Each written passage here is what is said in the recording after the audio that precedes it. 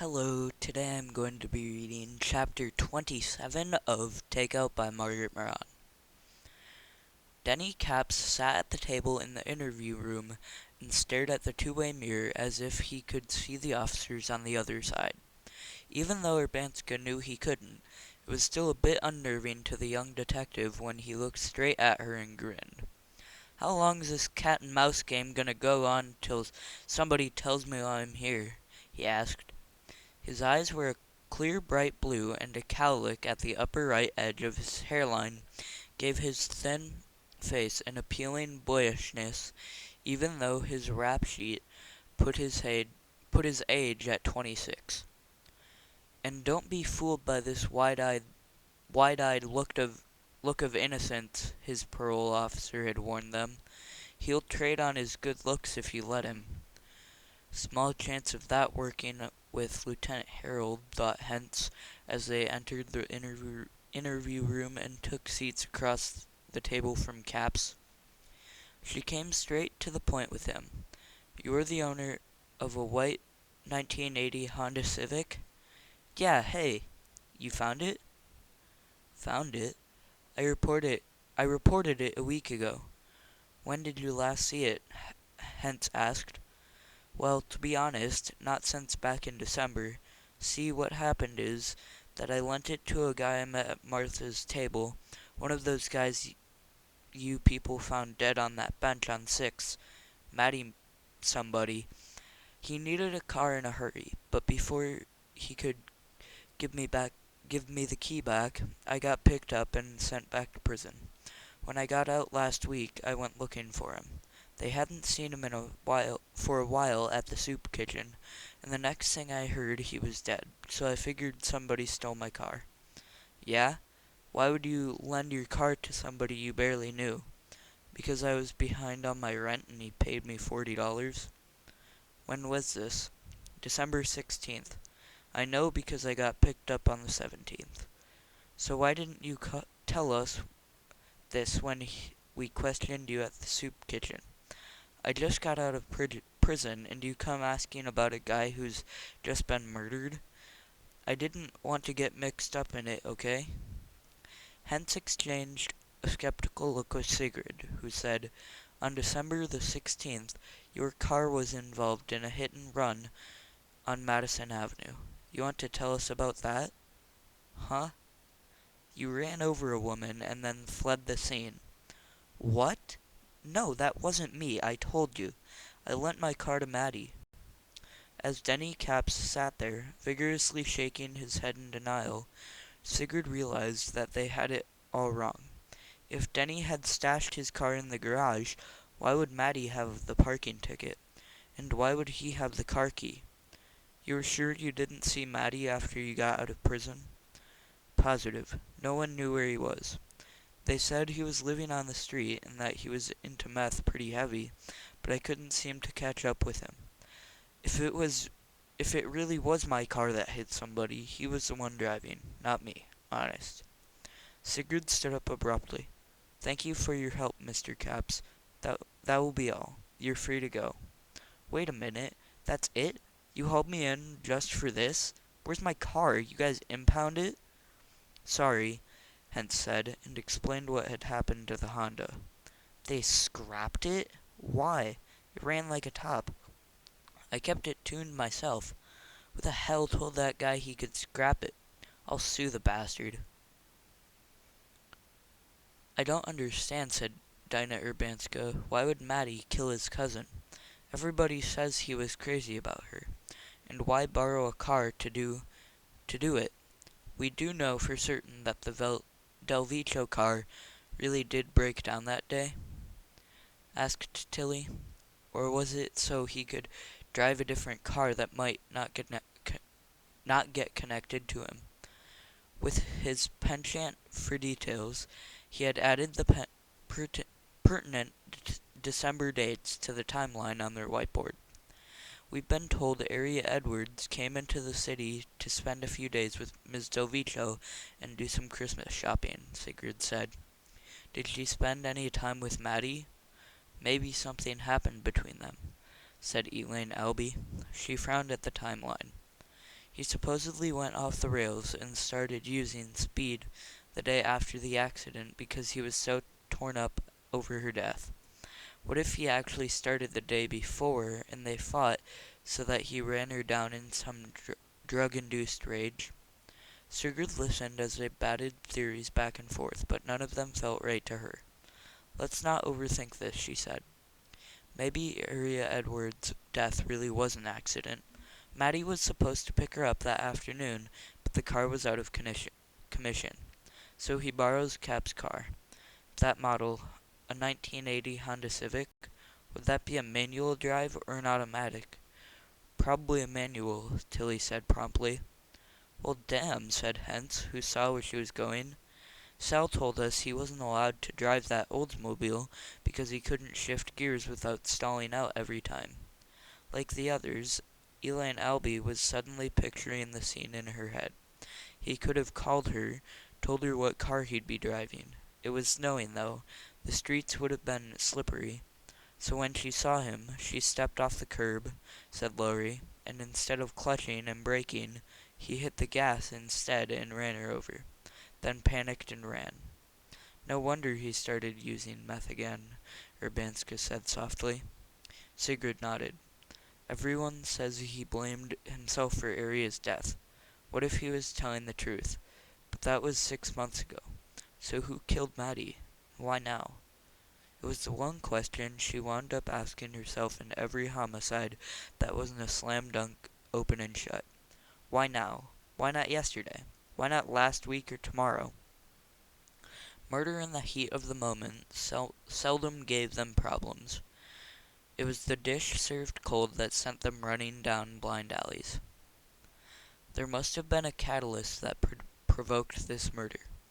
Of course, she thought, looking at the timeline on their whiteboard. "Gonzalez, see if you can catch Caps and bring him back. And Tilly, get us a search warrant for the Delvicho house.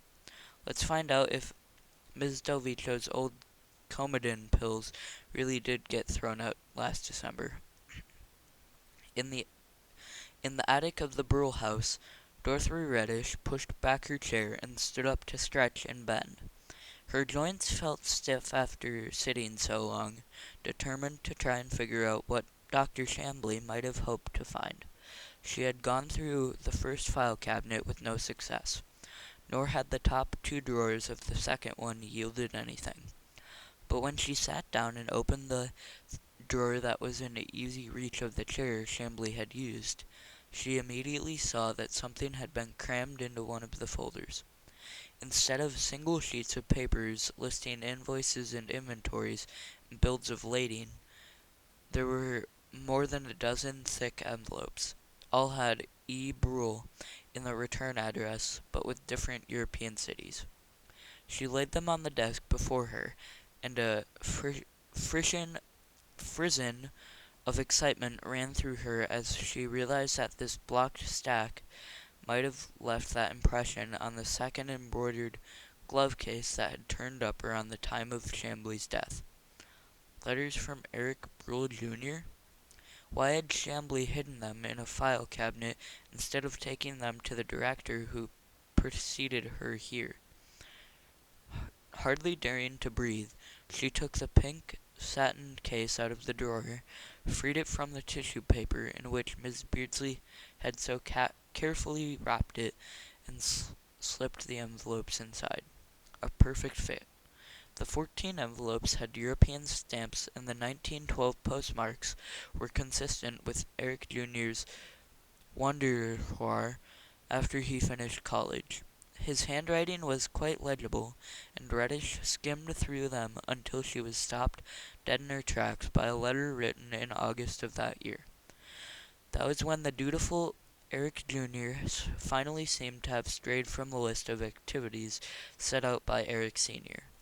He had bought a bicycle, somehow acquired a monkey, and was cycling along the Rhone River when an enormous white dog popped out of nowhere, barking so ferociously that he had crashed his bicycle into the nearest tree.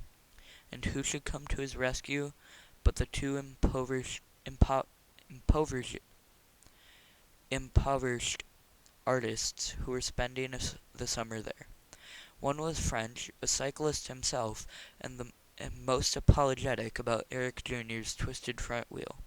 The other was the dog's owner, a Spanish animal lover who coaxed the frightened monkey down from the tree. George, Georges Braque and Pablo Picasso. When the village blacksmith said he would have to send to Orange for the parts needed to repair the bicycle, they insisted that Eric Jr. come home with them. Upon hearing that it was his birthday, they toasted him with a bottle of wine, then set about creating a portrait of him and the monkey using what they called papier collé. Dinner that evening sounded like a raucous, wine-filled celebration when they presented him with the finished collage. In return, he gave his bicycle to Braque, his monkey to Picasso, and caught the morning train to Lyons with the collage tied up in brown paper. Instead of returning to the conventional paths his father had prescribed, however, he seemed to have spent as much time among the artists of Montmartre as in the venerable, venerable Louvre. Wow, thought Reddish. Could that collage be what Chambly had searched for, perhaps even found? She put the letters back in the satin glove case and went looking for Miss Beardsley. Sophia Delvico looked around the sleek, uncluttered great room of the house her husband had given his mistress all those years ago. So much chrome and glass and shiny surfaces, the neutral whites broken only by pots of greenery and the large, colorful, abstract canvases that hung on the walls. A rear wall of glass flooded the space with natural light and brought the garden into the room. She was thrown off balance by the contrast between the traditional middle-class home she had shared with her unfaithful husband and this theatrical setting his mistress had created. Benito liked this? He never saw it, said Charlotte Randolph. I didn't tear out the walls and redecorate until after he was gone. But you're right, he would have hated it. When I painted over the dark wood paneling, he wanted to put it back the way it was. She gave Sophia a wry smile. You smashed my records, I smashed your walls. And you think that makes us even? Oh, for God's sake, Sophia, can't we let it go? Benny's been dead more than 25 years. 30 years, the other woman snapped. Is it that long? You don't know? Oh, but then you took another woman's husband before the year was out, didn't you? You were the widow, Sophia, not me. You could follow his hearse to the cemetery and wear black for a year. I had to sing 2 nights later. The voice again, Sophia sneered, stung by the undeniable truth that she had never earned a single penny in her whole 82 years, while Charlotte had enjoyed a career that brought her both fame and wealth, more wealth than she herself now enjoyed. Money had flowed when Benito was alive, and he had lavished it on his wife and daughter, but he had also lavished it on his women and lieutenants. Those damned Oldsmobiles to ensure their loyalty. Even though she had cut back on servants after his death, very little remained by the time Aria was grown. She'd had to sell some of her jewelry to pay for Aria's wedding. Without her son-in-law's sound financial advice, the house would have had to go years ago, and she might now be living in an in-law apartment in his and Aria's house. In Riverhead, of all places, not here in Manhattan. Why did you come, Sophia? Charlotte asked abruptly. They were both still standing. Sophia had refused to sit, and Charlotte did not intend to let the other woman tower over her. Surely it wasn't just to insult me. Laura wants me to ask you to give her voice lessons.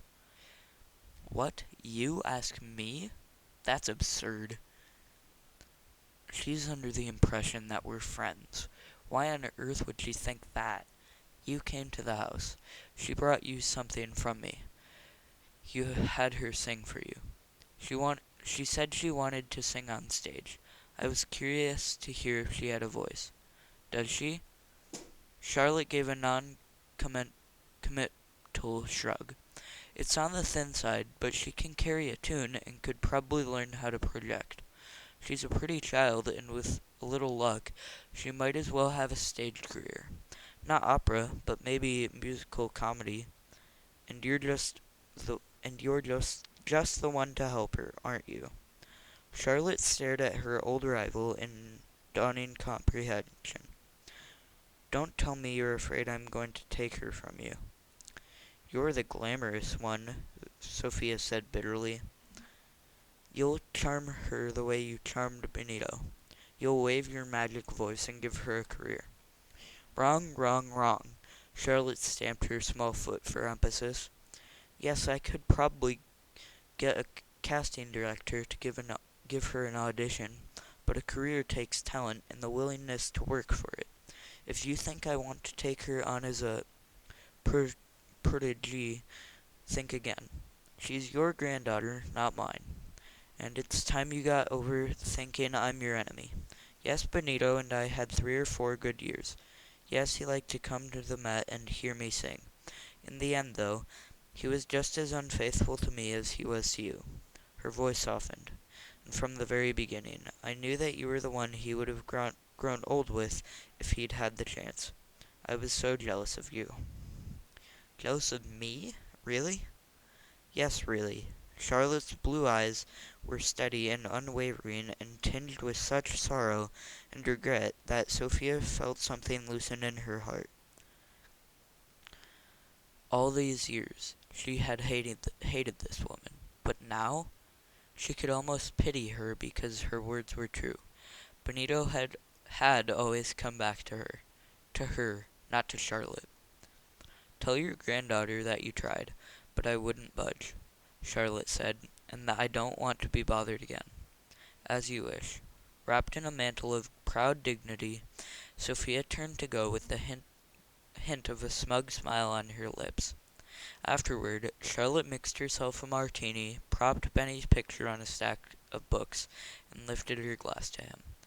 Critics had always praised her acting as warmly as her singing, and it was gratifying to know that she could still fake sincerity so convincingly.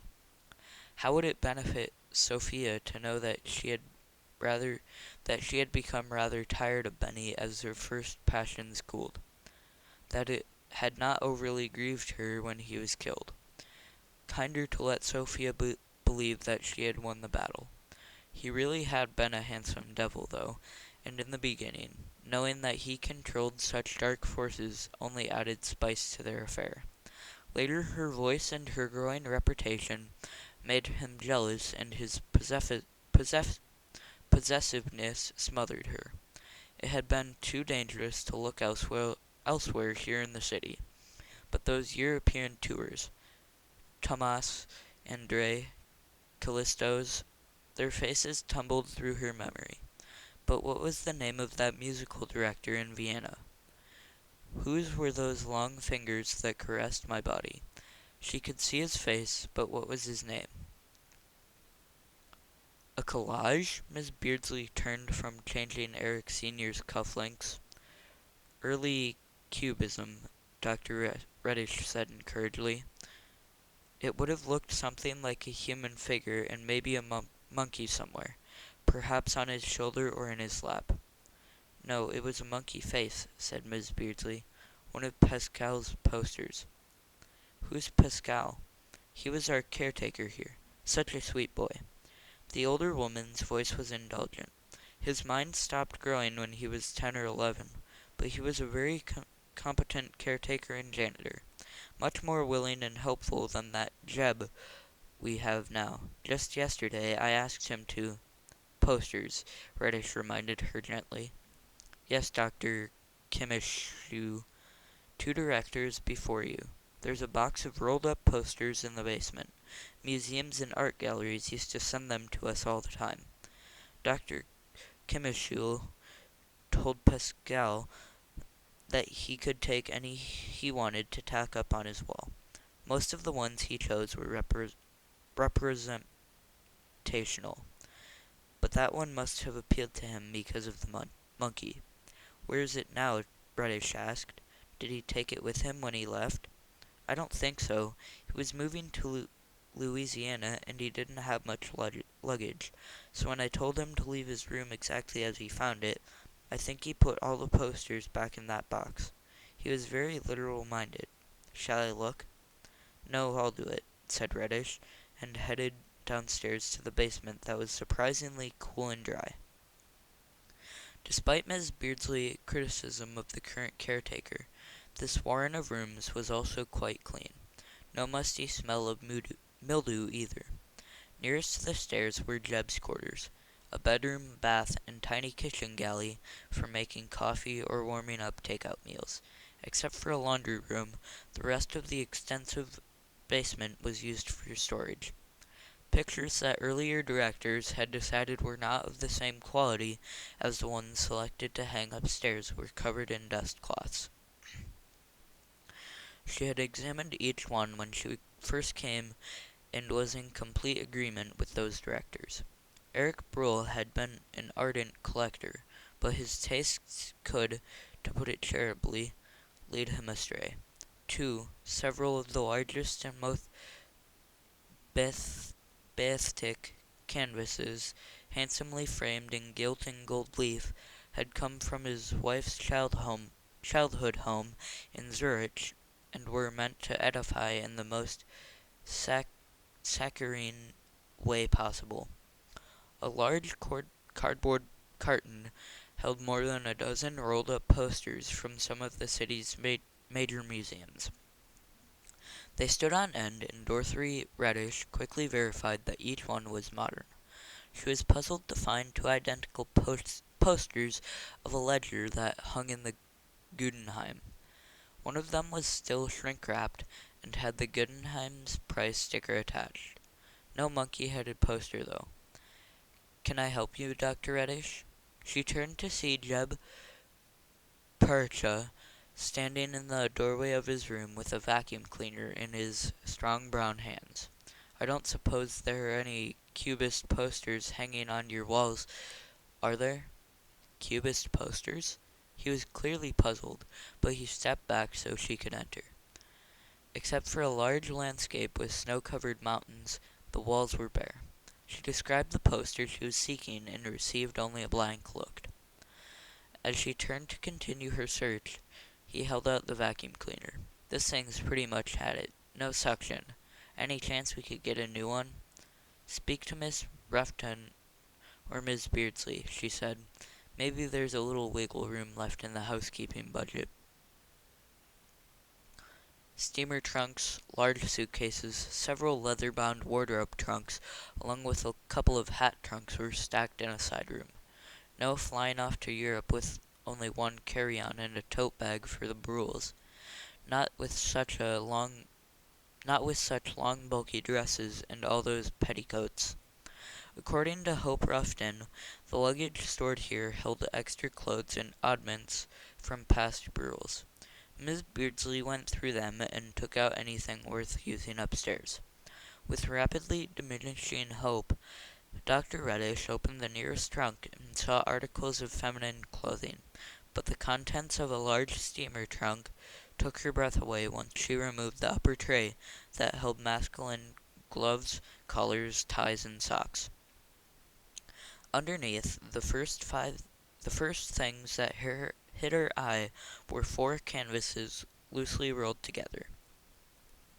Whoever had put them there had rolled them surface side out so to reduce the chance of cracking the paint. With trembling fingers, she laid them flat atop the nearby trunks and read the signatures. 3 Matisses and a pair of ledgers. In the letters, Eric Jr. had described to his father some of the exhibitions he'd attended before his fatal accident. I am sure that you, with your deep love and knowledge of pure art, would agree that these feuilles, as they are called, truly are wild beasts, but I find them strangely compelling. Oh, Junior, Reddish thought, if only you could have known.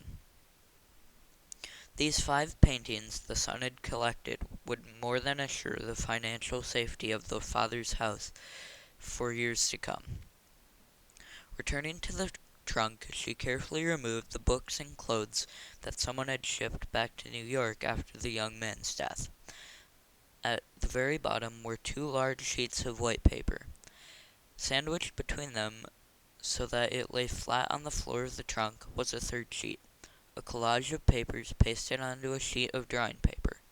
Torn pieces of newsprint, wallpaper, and even a wine label formed a roughly human shape, topped with the cubistic face of a monkey. It was signed in charcoal on the back in 2 clearly different hands. A Notre Petit Singe Americain Picasso E.T.G. Briquet. Her first happiness was for the house.